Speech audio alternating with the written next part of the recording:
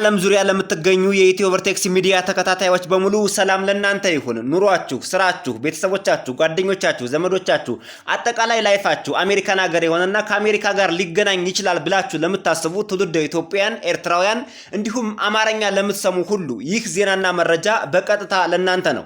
የዛሬው የአሜሪካ የኢሚግሬሽን ዜናና መረጃም ቪዲዮውን ከመጀመሪያው እስከ መጨረሻው ቁጭ ብሎ ተረጋግቶ ማስታወሻ እያያዙ እያንዳንዷን ቃላት እያንዳንዷን አረፍተ ነገር መስማትና ማዳመጥ ሳያቋርጡ እስከ መጨረሻው መከታተል የሚጠይቅ ነው።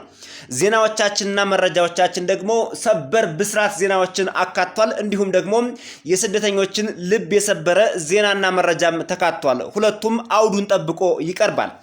የግሪን ካርድና የዜግነት እገዳ ለተጣለባቸው ሀገራት ሰበር መልካም የብስራት ዜና ተሰምቷል። ኤርትራውያን መፍትሄ አግኝተዋል። የኢትዮጵያም ይቀጥላል፣ በሂደት ላይ ነው። ዝርዝሩን ተሰሙታላችሁ። እንዴት በምን ሁኔታ የሚለውን በምንጭ ጭምር ኢትዮጵያውያን የሀበሻ ጠበቆችም ጭምር የተናገሩትን ሁሉንም እዚህኛው ርዕስ ላይ እናካትተዋለን። በሌላ የዜና ርዕስ ደግሞ የተፈራው ሆነ። ለስደተኞች አስከፊ የሆነው የ70 ቢሊዮን ዶላር የድንበር ጥበቃና የአይሲ የገንዘብ ድጋፍ በሴኔት ጸድቋል። ሁኔታው የበርካቶችን ልብ የሰበረ ነው የሚሆነው። ዝርዝሩን ተሰሙታላችሁ። በርካታ የሥራ ፍቃዶች በአስደንጋጭ ሁኔታ በአሜሪካ እንዲታገዱ የሚያደርግ የህግ ረቂቅ ጸድቆ ወጥቷል። እነማንን ይመለከታል የሚለውን በዝርዝር ተሰሙታላችሁ። የነዚህንና የሌሎችን ዜናዎች ዝርዝር መረጃ የዩቲዩብ ቻናሉን ሰብስክራይብ አድርጋችሁ የደወል ምልክቷን በመጫን ብቻ በቀጥታ ከኢትዮ ቨርቴክስ እንድትከታተሉ ከወዲሁ እየጋበዝን መልካም ቆይታ እንዲሆንላችሁ እየተመኘን ወደ ዝርዝር መረጃዎቹ በቀጥታ አልፌያለሁ። ሰበር መልካም የብስራት ዜና ሆኖ ወደ ተዘጋጀውና በርካታ ትውልደ ኢትዮጵያውያንን፣ ኤርትራውያንን እንዲሁም በዓለም ዙሪያ የሚገኙ ስደተኞችን በሙሉ ወደ አስፈነደቀው ዜናና መረጃ ከማለፋችን በፊት ግን ሌላ በአሜሪካን ሀገር ስደተኞችን ወደፊት የሚያስጨንቅ፣ የሚያሳስብ፣ የሚያስፈራ ልብ ሰባሪ ዜናና መረጃ ወጥቷል። እሱን እናስቀድምላችሁ። የተፈራው ሆነ። ለስደተኞች አስከፊ የሆነው የ70 ቢሊዮን ዶላር የድንበር ጥበቃና የአይሲ የገንዘብ ድጋፍ በሴኔት ጸደቀ። Senator from South Carolina. Almost 19 hours later, we're actually going to talk about the bill and what's in it. There's $69.5 billion that this amendment covers. $38.6 billion for ICE to train, equip, support ICE. $108.5 million allocated for child exploitation investigations. $22.6 billion for the Border Patrol to hire, pay, train, equip personnel. $3.5 billion for improvements to border security. $5 billion to help DHS through 2029. What we're about to do is fund the Border Patrol and ICE through the entire Trump term because you wouldn't help us. America will be safer. I ask for adoption of this amendment. ለስደተኞች መብት ተሟጋቾች ለማህበረሰቡና አጠቃላይ ለስደተኞች በሙሉ ስጋትን በፈጠረ መንገድ የአሜሪካ ሴኔት ሌሊቱን ሙሉ ባደረገው እጅግ እልህ አስጨራሽ ስብሰባ 70 ቢሊዮን ዶላር የሚገመት የኢሚግሬሽንና ጉምሩክ አስከባሪ ወይም የአይሲኢ እንዲሁም የድንበር ጥበቃ ሲቢፒ ፈንድን በሙሉ ድምጽ ፓኬጁን አጸደቀ። ይህ ውሳኔ የፕሬዝዳንት ትራምፕ አስተዳደር በስደተኞች ላይ የሚያደርገውን እገዳ፣ ማባረር፣ ማሰርና ማሳደድ አጠናክረው ለመቀጠል የፈለገውን ትልቅ የፖለቲካ ድል አስገኝቶለታል ነው የተባለው። ይህ በከፍተኛ ውጥረት የታጀበው የ52 በ47 ድምጽ ለ18 ሰዓታት ያክል ሌሊቱን ሙሉ በተካሄደ አድካሚ ክርክር ላይ የተመሰረተ ነበር።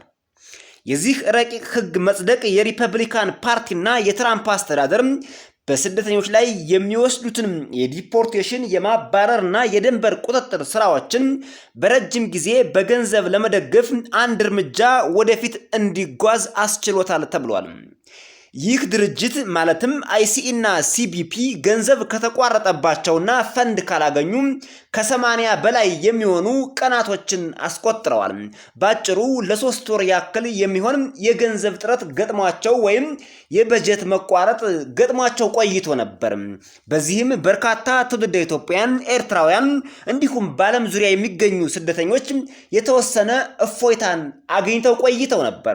አሁን ግን 70 ቢሊዮን የአሜሪካ ዶላር ጸድቋል። የስምምነቱ ዋና ዋና ነጥቦችና በስደተኞች ላይ ያለው ተጽዕኖ። ይህ የ70 ቢሊዮን ዶላር ትልቅ የአይሲኢ እና የድንበር ጥበቃ ኤጀንቶችን በጀት ለሚቀጥሉት 3 ዓመታት ተኩል ሙሉ በሙሉ ዋስትና ይሰጣል። ይህም ኤጀንቶቹ ወይም ኤጀንሲዎቹ ያለምንም የገንዘብ እጥረት በስደተኞች ላይ የሚያደርጉትን አደን፣ ቁጥጥር፣ ማባረር፣ ማሳደድ፣ ማሳቀቅ በሙሉ እንደፈለጉ እንዲቀጥሉ ያደርጋቸዋል ተብሏል። የሴኔት ሪፐብሊካኖች የዲሞክራቶችን የተቃውሞ ድምፅ ለማለፍ የሚያስችለውን ልዩ የበጀት አሰራር ሂደት ተጠቅመዋል። ይህ ስልት ዲሞክራቶች በስደተኞች ላይ የሚፈጸሙ ኢሰብአዊ አያያዞችን ለመግታትና በአስከባሪዎች ላይ ጥብቅ ቁጥጥር እንዲደረግ ያቀረቡትን ጥያቄ ውድቅ ለማድረግ አስችሏቸዋል ተብሏል። የሴኔት ዲሞክራቲክ መሪ ቸክ ሹመር ፓኬጁን አጥብቀው ተችተውታል። የፌዴራል ፈንድ የአሜሪካውያንን የኑሮ ውድነት ለመቀነስ መዋል ሲገባው በስደተኞች ላይ ጭካኔ የተሞላበት እርምጃ ለሚወስዱ ሕግ አልባ ኤጀንሲዎች መፈቀዱ በጭራሽ ተገቢ አይደለም፣ ኢሰብአዊነት ነው ተብሏል። ይህ የገንዘብ ድጋፍ በአሜሪካ ታሪክ ረጅሙ የተባለውን የ80 ቀናት ከፊል የመንግስት መዘጋት ያስከተለውን የፖለቲካ ፍጥጫ በቋሚነት ለመዝጋት ያለመ ሆኖ ተገኝቷል። ቀውሱ የጀመረው ባለፈው የካቲት ወር ላይ ዲሞክራቶች በፌዴራል ወኪሎች አማካኝነት በስደተኞች ላይ የደረሰው አሰቃቂ የሞት አደጋ ተከትሎ በአይሲኢ እና በድንበር ጥበቃ ኤጀንሲዎች ላይ ማሻሻያና የፖለቲካ ገደቦች እንዲደረጉ በመጠየቅ በጀታቸውን በመያዛቸውና በማገዳቸው ነበር። የሀገር ውስጥ ደህንነት ሚኒስቴር፣ ዲፓርትመንት ኦፍ ሆምላንድ ሴኩሪቲ፣ ሌሎች ክፍሎች ባለፈው ሚያዝያ ወር በሁለት ወገኖች ስምምነት ቢከፈቱም የኢሚግሬሽን ማስፈጸሚያ በጀቱ ግን እስካሁን ታግዶ ቆይቶ ነበር። ብቸኛዋ የሪፐብሊካን ተቃዋሚና ቀጣዩን ሂደት ስንመለከተው የሚገርም ነው። የድምፅ አሰጣጡ ሙሉ በሙሉ ማለት ይቻላል በፓርቲ መስመር የተከፋፈለ ነበር። ሴናተር ሊሳ ሙርኮውስኪ ከዲሞክራቶች ጎን በመቆም ይህንን ረቂቅ ሕግ የተቃወሙ ብቸኛዋ ሪፐብሊካን ሆናለች። በጣም በሚገርም ሁኔታ ከሪፐብሊካኖች ብቸኛዋ ይሄ ሕግ አያስፈልግም፣ አይሲኢ እና ሲቢፒ የሚባሉ ወሮ በላዎች፣ ወንበዴዎች፣ ጌስታፖዎች፣ ናዚዎች፣ ጨፍጫፊዎች፣ የስደተኛ ደመኛና ጠላት የሆኑ ቡድኖች፣ ባለስልጣናትና ኤጀንሲዎች በጀት አያስፈልጋቸውም ብላ የተከራከረች ብቸኛዋ የሪፐብሊካን ሴናተር ናት፣ ወይም የቀኝ ዘመም ሴናተር ናት። ሪፐብሊካኖች እነዚህ ኤጀንሲዎች የሀገር ደህንነትን ለማስጠበቅ የሚያስፈልጋቸውን የገንዘብ ድጋፍ ማግኘታቸውን ማረጋገጣቸውን ይቀጥላሉ ሲሉ የሴኔቱ አብላጫ መሪ ጆን ቱን ከድምፁ አሰጣጡ በኋላ ተናግረዋል።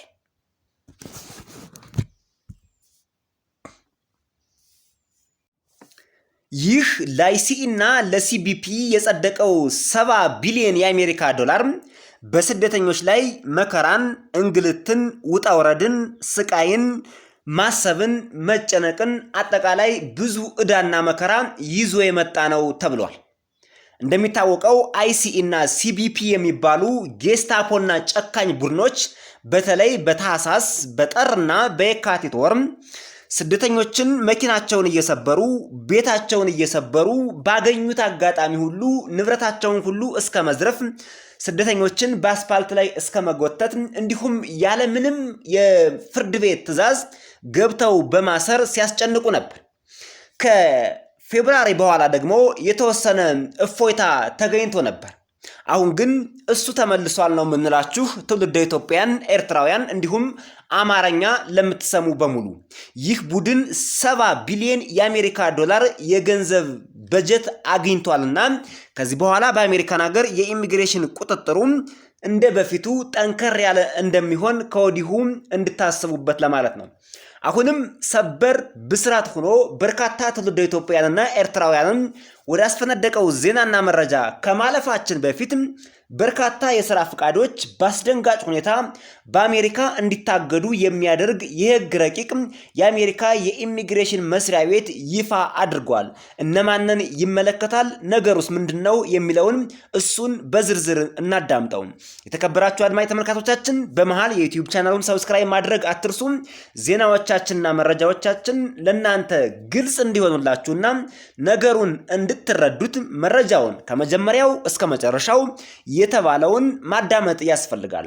እርሱን ብቻ ይዛችሁ ትንሽ አዳምጣችሁ የምትወጡ ከሆነ ለሌላ ሰውም መረጃውን ለመናገር እናንተም መረጃውን ለመረዳት ግራ ስለሚገባችሁ አሁንም በድጋሜ መረጃውን እስከ መጨረሻው በትክክል እንድታዳምጡ ምንጭም ወይም ሶርስ የሚሆን በመሃልም ስለምንነግራችሁ ስለምናስገባላችሁ እነሱንም አገናዝባችሁ እንድትረዱ በአክብሮት በትህትና እንጠይቃለን።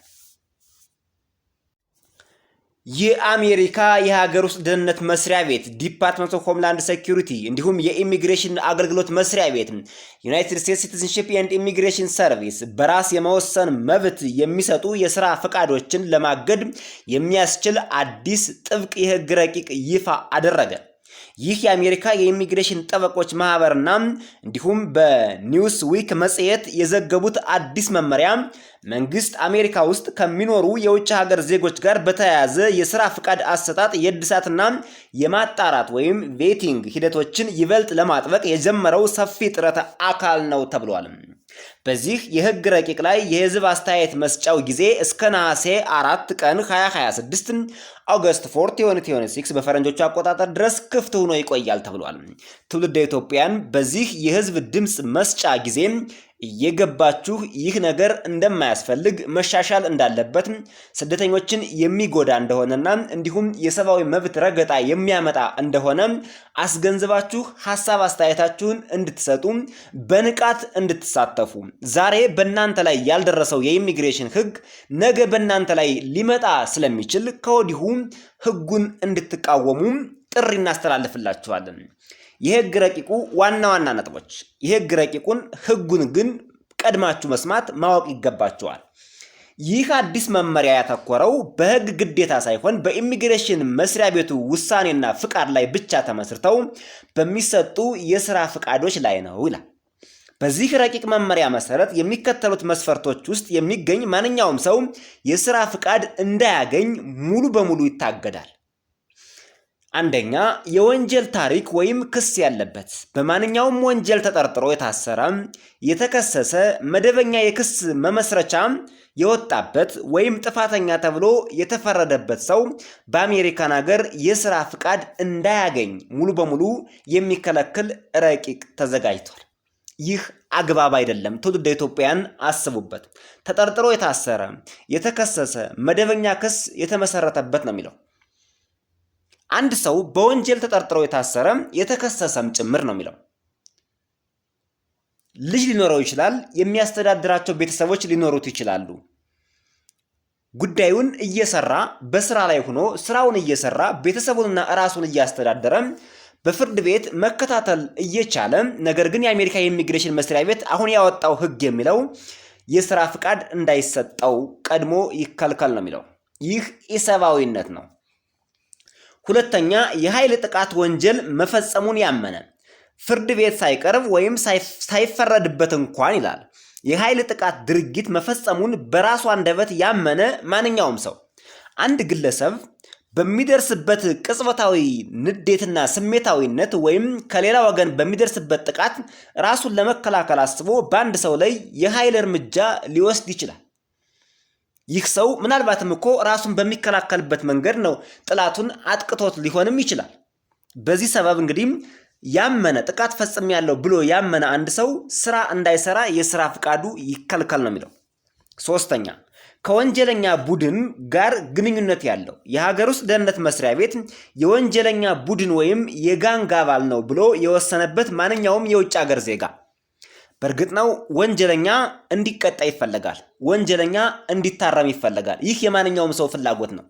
ነገር ግን ከወንጀለኛ ወይም ከጋንግ ጋር ግንኙነት አለው ተብሎ ዲፓርትመንት ኦፍ ሆምላንድ ሴኩሪቲ ያመነበት ነው የሚለው።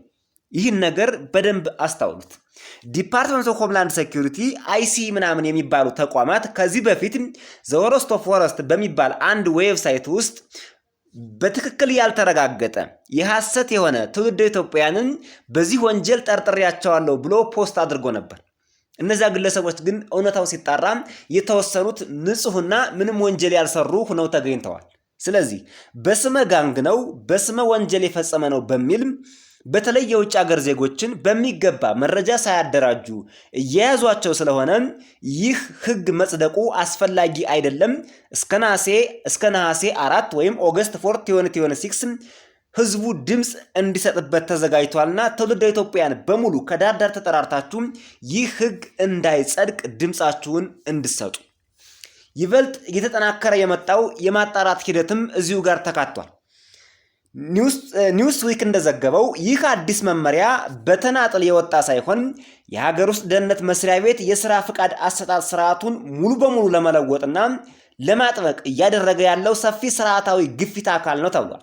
መስሪያ ቤቱ ከዚህ ቀደም የኢሚግሬሽን መኮንኖች በየግለሰቡ ሁኔታ አይተው የሚሰጡትን ነፃ ውሳኔ በማስቀረት በምትኩ ጥብቅና ማለፊያ የሌላቸውን ቀጥተኛ ክልከላዎች ተግባራዊ ለማድረግ እየተንቀሳቀሰ ይገኛል ማለት ነው።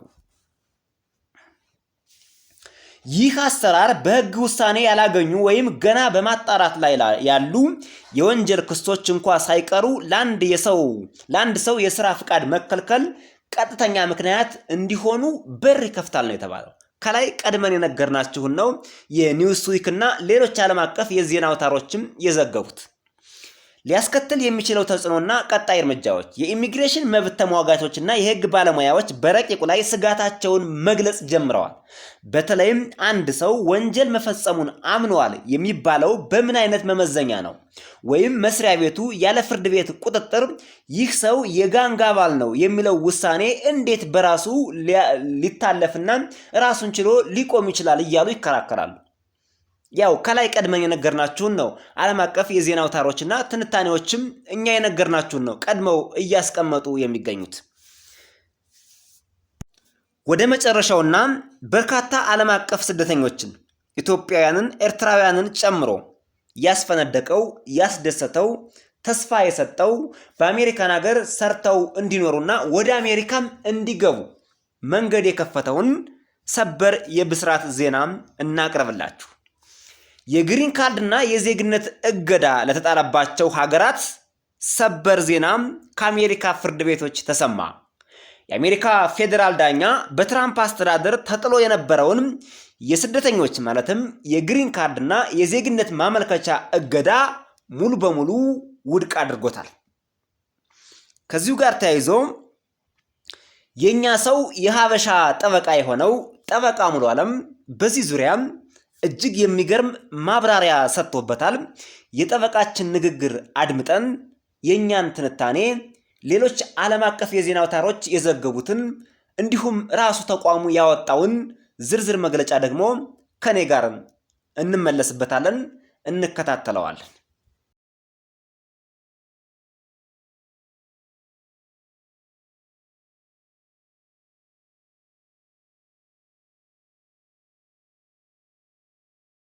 ዛሬ ጁን 5 2026 አንዱ የወጣው መልካም ዜና በ39 አገሮች ላይ ዩኤስሲአይኤስ ያገደው ወይም ፖዝ ያደረገውን ሬጉሌሽን ወይም የፖሊሲ ሜሞራንደም የማሳቹሴትስ ፌደራል ኮርት አግዶታል ወይም ቫኬት አድርጎታል። ይሄ 138 ፔጅ የሚሆነው የፍርድ ቤቱ ዶክመንት ዶርካስ ኢንተርናሽናል ኢንስቲትዩትስ ኦፍ ሮድ አይላንድ ኤንድ ዩኤስሲአይኤስ የሚባል ኬዝ ነው። እነዚህ የሲቪክ ኦርጋናይዜሽኖች ኤንድ ኢሚግራንቶችን የተለያዩ ኢሚግራንቶችን ወክለው በፍርድ ቤቱ ላይ የተለያየ ሞሽኖችን በማቅረብ እንግዲህ በመጨረሻ ሰመሪ ጀጅመንት ናይ ወስኗል ፍርድ ቤቱ ኢን ፌቨር ኦፍ ፕሌንቲፍስ ኤንድ አጌንስት ፕሌንቲፍ የቀረበውን ሞሽን ደግሞ ዲስሚስ ለማድረግ የፍርድ ቤቱን ኬዝ አልተቀበለውም እና በዚህ መሰረት ቫኬት አድርጎታል። እንደምታስታውሰው የዛሬ ዓመት ጁን 2025 ዩኤስሲአይኤስ 39 ሀገሮችን ከተለያዩ የኢሚግሬሽን ቪዛዎች የነን ኢሚግራንት ቪዛዎች አግዷል። አሜሪካ ውስጥ ያሉትም የነዚህ ሀገር ዜጎች የግሪን ካርድ ፕሮሰሳቸው፣ የአሳይለም ፕሮሰሳቸው፣ የሪፊጂ ሪሴትልመንት ፕሮሰሳቸው ሁሉም እንዲቆምና ከዚህ በፊትም የተፈቀደላቸው በተለይ በባይደን አድሚኒስትሬሽን ከነዚህ ሀገሮች የሆኑ ሰዎች ድጋሚ እንዲመረመሩ ሪቪው እንዲደረጉ ወስኗል። በዚህ መሰረት በጣም ብዙ ሰዎች ከቤተሰቦቻቸው ጋር መቀላቀል እዚህም አጀስትመንት ኦፍ ስታተስ ማድረግ ተስኗቸው ነበር። እንግዲህ ይህም ፕሮግራም ከሚሰሙት መካከል አማርኛ የሚሰሙት በአብዛኛው ኤርትራኖች ናቸው። ከዚህ ከ39 ሀገሮች ውስጥ ካሉት ውስጥ ኤርትራኖችን የሚመለከታል። የሶማሌ ከሶማሌ ሀገር የመጡ ሰዎችን የሚመለከታል። ወይም ደግሞ ገና ሊመጡ የሚያሰቡትን ሱዳን፣ ከአፍሪካ ውስጥ ብዙ ሀገሮች አሉ በዚህ ውስጥ የተካተቱ። ኢትዮጵያን አያካትትም። ኢትዮጵያ በ75 ሀገሮች ውስጥ የኢሚግራንት ቪዛ ባን ውስጥ የተካተተች ናት። ይሄ ደግሞ በጃንዋሪ 21 2026 የወጣ ነው። አሁን ፍርድ ቤቱ ያገደው ግን የጁን 2025ን አስተዳደር ነው። እንግዲህ ይሄ ትልቅ ዜና የሆነበት አንዱ ምክንያት ኢሚግራንቶችን ፌቨር የሚያደርግ ውሳኔ መሆኑ ነው። ሁለተኛ የዩኤስሲአይኤስን የአንኮንስቲቱሽናል የሆነ እንደገና የኮንግረሱን መብትና የኮንግረሱን ሕግ የሚጣረስ መሆኑን ዳኛው በተለይ በጣም ሰፊ ማብራሪያና ሰፊ ፔጆችን ረጅም ፔጆችን ወስዶ ነው ያብራራው። ኦፍ ኮርስ በከፍተኛው ፍርድ ቤት ላይ ቻሌንጅ ሊደረግ ይችላል፣ በአፒል በይግባኝ ፍርድ ቤት ላይ ግን እስከዛ ድረስ በዚህ ውስጥ ያሉ ሰዎች ፕሮሰሳቸው ይቀጥላል ማለት ነው በዚህ በ39 ሀገሮች ውስጥ። ወደ መጨረሻው በርካታ በዓለም አቀፍ ዙሪያ ለሚገኙ ስደተኞች ኢትዮጵያውያንና ኤርትራውያንን ጨምሮ ያስፈነደቀውን ተስፋ እንዲያጭሩ ያደረጋቸውን በአሜሪካን ሀገር ሰርተው እንዲኖሩ የወደፊት ህልማቸው እንዲሳካ ፍንጭ የሰጠውን ሰበር የብስራት ዜናና መረጃም እናቀርብላቸዋለን። መረጃውን አሁንም በትክክል የተባለውን ከመጀመሪያው እስከ መጨረሻው አዳምጡ። ይህን የምንልበት ምክንያት በእኛ የዩቲዩብ ቻናል የኮሜንት መስጫው ሴክሽን ላይ መረጃውን በትክክል ሳያዳምጡ ግራ የሚጋቡ ሰዎች ስለገጠሙን ነው። የግሪን ካርድ፣ የሥራ ፍቃድ፣ የጥገኝነት፣ የዜግነት እገዳ ለተጣለባቸው ሀገራት ሰበር የብስራት ዜና ከአሜሪካ ፍርድ ቤት ተሰማ። የአሜሪካ ፌዴራል ዳኛ በትራምፕ አስተዳደር ተጥሎ የነበረውን የስደተኞች የዜግነት የግሪን ካርድ ማለት ነው፣ የሥራ ፍቃድ እንዲሁም የጥገኝነት ማመልከቻ እገዳዎችን ሙሉ በሙሉ ውድቅ አደረገ። በትራምፕ አስተዳደር ጥብቅ የድንበርና የኢሚግሬሽን ፖሊሲ ላይ ከባድ ምት በሆነ ሌላ ውሳኔ አንድ የአሜሪካ ፌዴራል ዳኛ የጉዞ እገዳ ከተጣለባቸው ሀገራት የመጡ ሰዎች የጥገኝነት፣ የሥራ ፍቃድ፣ የግሪን ካርድ፣ የዜግነት ማመልከቻዎቻቸው ላይ እገዳ ተጥሎ የነበረባቸውን ግለሰቦች እገዳው እንዲነሳ ሙሉ በሙሉ ወሰነ። እንኳን ደስ ያላችሁ። ይህ የፍርድ ቤት ውሳኔ ያነጣጠረው የአሜሪካ የዜግነትና የኢሚግሬሽን አገልግሎት አመልካቾችን በትውልድ ሀገራቸውና በዘራቸው ብቻ በመመስረት ማመልከቻዎቻቸውን ሙሉ በሙሉ እንዲቆም ወይም ከፍተኛ ቅጣትና ቁጥጥር እንዲጣልባቸው በወሰደው እርምጃ ላይ ነው ፍርድ ቤቱ በትራምፕ አስተዳደር ላይ የወሰነው። የሕግ ክርክሩና የፍርድ ቤቱ ውሳኔ ልንገራችሁ። ይህ ውሳኔ የተነሳው በትራምፕ አስተዳደር ስር የነበረው የኢሚግሬሽን ተቋም ባወጣቸው መመሪያዎች ላይ የቀረበውን የሕግ አቤቱታና ቅሬታ ተከትሎ ነው። በእነዚህ መመሪያዎች መሰረት ተቋሙ ሙሉ በሙሉ ወይም ከፊል የጉዞ እገዳ በጣለባቸው 39 ሀገራት እንደ ኢራን፣ ኤርትራ፣ ሃይቲ፣ ቬንዙዌላ እና ሶሪያ ባሉ ሀገራት ዜጎች ላይ የሚቀርቡ ማመልከቻዎችን እንዳይቀጥሉ አግዶ አቆይቷቸው ነበር። ይህንን ሙሉ እገዳ ከመጣሉ በፊትም ቢሆን የሀገር ውስጥ የደህንነት መምሪያ መስሪያ ቤት ዲፓርትመንት ኦፍ ሆምላንድ ሴኩሪቲ የነዚህ 39 ሀገራት ዜግነት ያላቸው አመልካቾች በማመልከቻ ግምገማ ወቅት እንደ ከፍተኛ አሉታዊ ተጽዕኖ ፈጣሪ ምክንያት ሲግኒፊካንት ኔጌቲቭ ፋክተር አድርጎ የሚፈርጅ ፖሊሲ አውጥቶ ነበር። በሚገርም ሁኔታ የፌዴራል ፍርድ ቤቱ ይህንን አሰራር በጽኑ በመቃወም የሚከተሉትን ነጥቦች አስገንዝበዋል። አንደኛ፣ ህገወጥ አድሎ ነው አለ።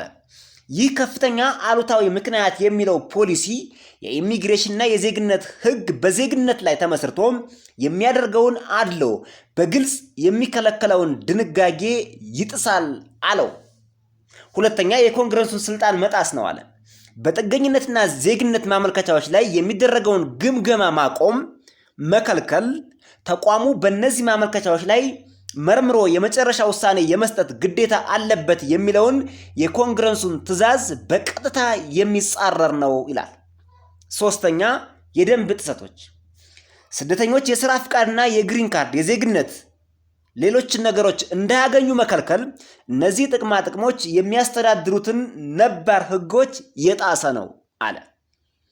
በአመልካቾች ላይ የሚኖረው ተጽዕኖ ይህ የፍርድ ቤት ውሳኔ የማመልከቻቸው መታገድ ከፍተኛ የግልና የኢኮኖሚ ጉዳት እንዳደረሰባቸው ገልጸው ክስ መስርተው ለነበሩ በርካታ አመልካቾች አፋጣኝ እፎይታን ሰጥቷቸዋል። ለሌሎች በአሜሪካን ሀገር ለሚኖሩ ስደተኞች ደግሞ ተስፋ ያጫረና የፕሬዚዳንት ትራምፕ አስተዳደር ብዙ ህጎችን ቢያወጣም በፍርድ ቤት መሻር እንደሚቻል ያሳየበት ነው ተብሏል። የከሳሾችን ወገን ወክለው የተከራከሩት የኢሚግሬሽን መብት ተሟጋቾችና ጠበቆች ውሳኔውን የፕሬዚዳንቱ አስተዳደር ከስልጣኑ በላይ ያለአግባብ የወሰደውን እርምጃ የገታ ታሪካዊ ድል፣ ታሪካዊ የስደተኞች መብት የተረጋገጠበት ነው ሲሉ መስክረውለታል። የአሜሪካ የኢሚግሬሽን መስሪያ ቤት ኮንግረስ በጭራሽ ፈቅዶለት በማያውቀው መልኩ ከነዚህ 39 ሀገራት የመጡ ሰዎች የኢሚግሬሽን ጥቅማ ጥቅሞችን ማግኘት እንዲከብዳቸው ማድረግ ፈልጎ ነበር ሲሉ የከሳሾች ዋና ጠበቃ ጂም ሃኪንግ ተናግረዋል። እንግዲህ የተከበራችሁ አድማጭ ተመልካቾቻችን የሆነው ነገር እጅግ በጣም የሚገርም ነው። የፕሬዚዳንት ትራምፕ አስተዳደር በርካታ መሰናክሎችን፣ በርካታ ፈተናዎችን፣ በርካታ እንደ ሸክም የከበዱ ህጎችን በአሜሪካን ሀገር በሚገኙ ስደተኞች ላይ ሁልጊዜ ያወጣል። ፍርድ ቤቱ ደግሞ በጎን ይሽረዋል። ደስ የሚለው ነገር አሜሪካን ሀገር ይሄ ነው። ለምሳሌ የኢትዮጵያውያን ቲፒኤስ ከዚህ በፊት ተቋርጦ ነበር። የአሜሪካ የዲፓርትመንት ኦፍ ሆምላንድ ሴኩሪቲ ኃላፊ የሆነችው ክሪስቲ ኖም ለኢትዮጵያውያን የተሰጠው የቲፒኤስ ወይም የቴምፖራሪ ፕሮቴክትድ ስታተስ ጥበቃ እንዲቋረጡ ወስና ነበር። የካቲት ላይ ወይም ደግሞ ባጭሩ እዛ ጊዜ ገደብ ላይ ሙሉ በሙሉ ያቆም ነበር። ፍርድ ቤት ሄዱ፣ ክስ አቀረቡ፣ ተሸነፈ የትራምፕ አስተዳደር። እስካሁን ድረስ እስከ ሐምሌ ምናምን ድረስ የኢትዮጵያውያን ቲፒኤስ እንዲራዘም ተደርጓል። ሌሎችም በርካታ ጉዳዮች በፍርድ ቤት ተሽረዋል። አሁንም ለ39 ሀገራት የትራምፕ አስተዳደር ጥሎት የነበረው የግሪን ካርድ፣ የዜግነት፣ የሥራ ፍቃድ፣ የአሳይለም፣ የኢሚግሬሽን አጠቃላይ ሂደት ማዕቀብና ቁጥጥር ተነስቷል ማለት ይቻላል። ኤርትራ ከ39 ሀገራት መካከል ቀድማ የገባች ስለሆነች አሁን ኤርትራውያን እፎይ ብለዋል። ኢትዮጵያውያን ግን በኋላ 39 ሀገር አይበቃኝም ብለው ፕሬዚዳንት ትራምፕ 75 ሀገራት ላይ እገዳውን ጥለው ነበር። አሁን የ39 ሀገራት በፍርድ ቤት እንደዚህ አይነት ውሳኔ ካገኙ የ75 ሀገራቱም የማያገኙበት ምንም አይነት ምክንያት አይኖርም። እንደውም ከዚህ በፊት አንድ ዳኛ ታስታውሱ ከሆነ በ75 ሀገራት ላይ ተጥሎ የነበረው የቪዛ እገዳ ተነሳ ብለን ሰበር ብስራት ዜና ዘግበንላችሁ ነበር። 83 የሚሆኑ ከሳሾች ፍርድ ቤት ሄደው ድል አድርገው የታገደባቸው የቪዛ እገዳ እንዲነሳና ፕሮሰሱ እንዲታይላቸው አድርጓል ፍርድ ቤቱ። በሱ መሰረት ለትውልደ ኢትዮጵያውያን ሰበር ብስራት ዜና ብለን ነገርናችሁ ነበር። አሁንም ያለው ደግሞ ይሄኛው ለትውልደ ኢትዮጵያውያን ወደፊት ጥሩ ፍንጭ የሚሰጥ ሰበር የብስራት ዜና ነው ብለን ያቀረብንላችሁ ለዚህ ነው። ታሪካዊ ውሳኔ ነው ተብሏል። ዜናውንና መረጃውን ፎክስ ኒውስ በተለይ ደግሞ አልጀዚራ በፊት ገጹ ይዞት ወጥቷል። እንደሰማችሁት የኛ ሰው የሆነ ትውልደ ኢትዮጵያዊ የሆነ የሀበሻ ጠበቃ ሙሉ ዓለምም ዘርዘር ያለ ማብራሪያና መግለጫ ሰጥቶበታል። ኒውስዊክ፣ ሌሎችም ዓለም አቀፍ የዜና አውታሮች ዘግበውታል። የፕሬዚዳንት ትራምፕ አስተዳደር ተሸንፏል። ለትውልደ ኢትዮጵያውያን የምንመክራችሁ ታላቁ ምክር ምንድነው? በፕሬዚዳንት ትራምፕ አስተዳደር የተወሰነውን ውሳኔ ተከትላችሁ ተስፋ እንዳትቆርጡ። በፍርድ ቤት የሚቀየር ነገር እንዳለ፣ በፖለቲካ የሚቀየር ነገር እንዳለ ተስፋ አድርጋችሁ ወደፊት አሜሪካ መግባት ለምትፈልጉ በሙሉ በሩ እንዳልተዘጋና ሙሉ በሙሉ የአሜሪካ የመግባት ህልማችሁ እንዳልተጨናገፈ፣ እንዳልተቋረጠ ከወዲሁ እንድታውቁት ነው። የሰው ልጅ ህልሙና ፍላጎቱ ይለያያል። በእርግጥ የሰው ልጅ መኖሪያ አሜሪካ ብቻ አይደለችም። የገንዘብ ማግኛ መንገዳችን አሜሪካ ብቻ አይደለችም። ሰው ሰርቶ የሚከብበት አሜሪካ ብቻ አይደለም። ሌሎችም አማራጮች አሉ። አንዱ በር ቢዘጋባችሁ በሌሎቹ አማራጭ መንገዶች ሂዱ ይላል በተለያዩ ሃይማኖቶች። በተለይ በክርስትናው እምነት ይህ በደንብ ተገልጿል። ነገር ግን አሜሪካ ህልም ያላቸው ሰዎች ይኖራሉ። አሜሪካ ቤተሰብ ያላቸው ሰዎች ይኖራሉ። ህልሙን አንድ ሰው ደግሞ ማሳካት ግዴታ ነው። አንድ ሰው ገንዘብ ብቻ ሳይሆን ህልሙን በማሳካቱ በህይወቱ ትልቅ ሳቲስፋክሽን ያገኛል።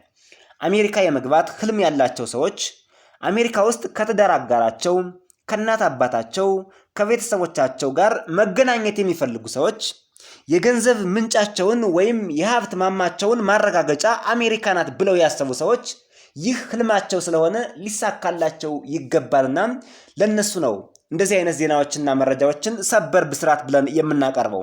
አለዚያ ግን የኛ ህይወት የኛ ተስፋ የተመሰረተችው በአሜሪካ ብቻ እንዳልሆነ ማወቅ ያስፈልጋል ለማለት ነው።